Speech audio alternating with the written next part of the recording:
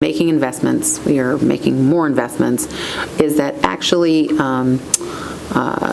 translating into veterans bringing home more of their dollars that they're owed in benefits. So compensation, disability, we've seen presentations over the years, 3 out of 10 veterans are being served. This is how much dollars. Are we moving the dial on that number? And I would love to see some data around that our efforts are actually having not just the outcome of, anecdotally, this guy got his help, which is wonderful, but can we actually see that in a more aggregate picture of, we're moving the dial with the federal VA and the services dollars, and healthcare opportunities for veterans are expanding because of the efforts of all of us up here rowing the boat, and everybody in the community who's been rowing it with us for the last 8 years that I've been on this committee.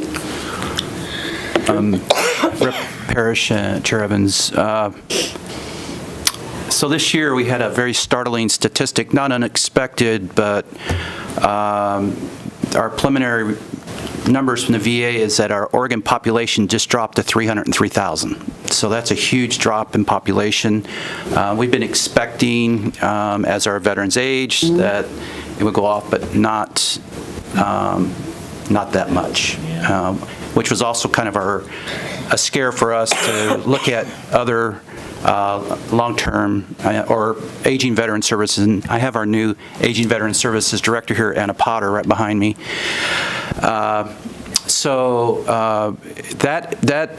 That when we looked at, not only did the population drop, but the number of veterans who were receiving those benefits also dropped with it. It was kind of a precipitous set of numbers that came out.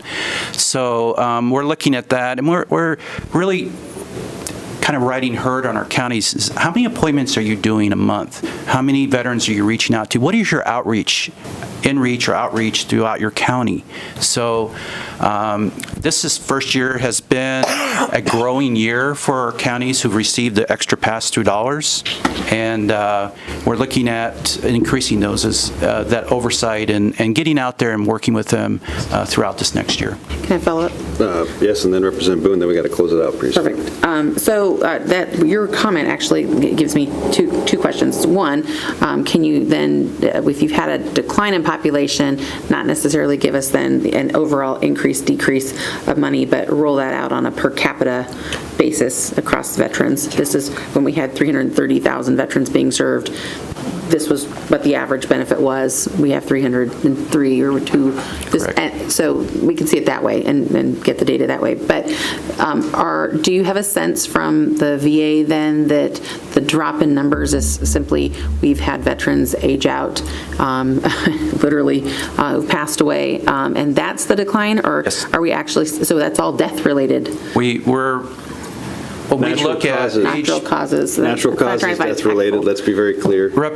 Parrish. Trying to find a tactful way to say we've had our service people die. They are passing away at a very rapid rate. Yeah. When we look at projected numbers, I looked at Coos in Douglas County. In 2023, there's over 9,000 veterans that are going to be over the age of 70 years old. So it's a very aging population, and there is no other explanation that we can find right now for that decrease in veterans. It's nationwide, the numbers dropped like that too. So, and we do have a metric number for per capita that we use, and we have not had a chance to sit down and crunch those numbers yet, so we will get those out as soon as we can. Thank you. Okay. Representative Boone. And it's more, and I don't expect a long answer on this one, maybe in December, but I get asked all the time, what are you guys doing, meaning us and the state, about the guys who stand on the side of the road and say, need work, whatever, I'm a veteran.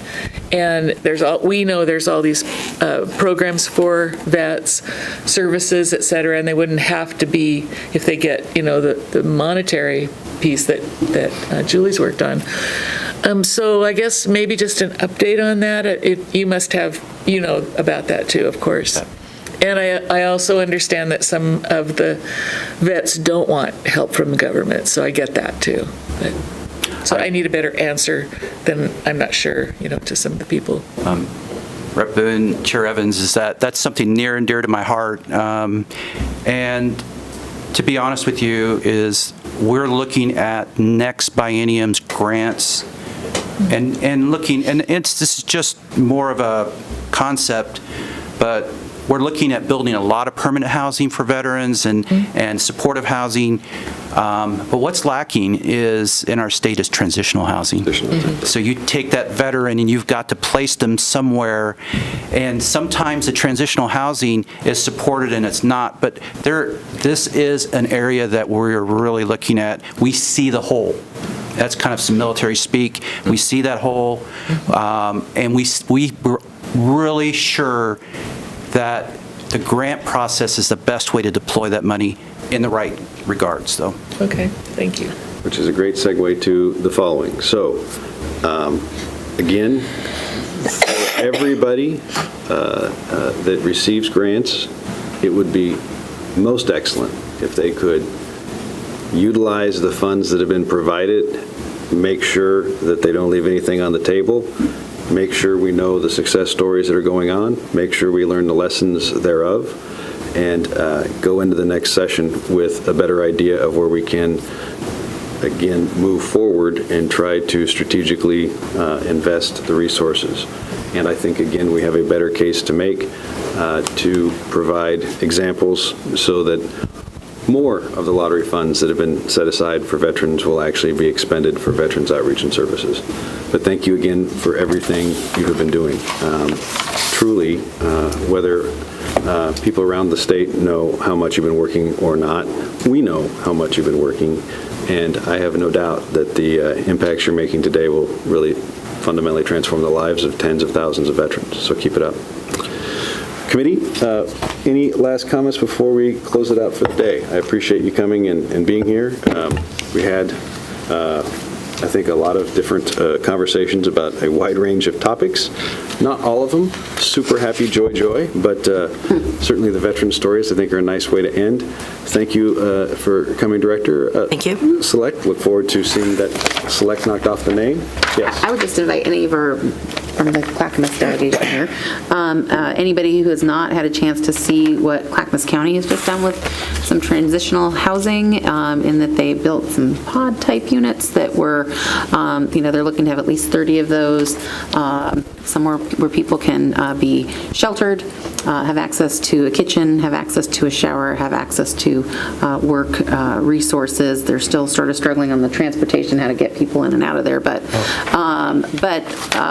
a way to help think about this for other counties as well, and it might be something that we might decide to, the county raise those resources themselves, might be something we decide moving forward as a model for other counties and use some of those Measure 96 dollars, which are very clearly state housing is a piece of that. So, Yep. and it was a very affordable project.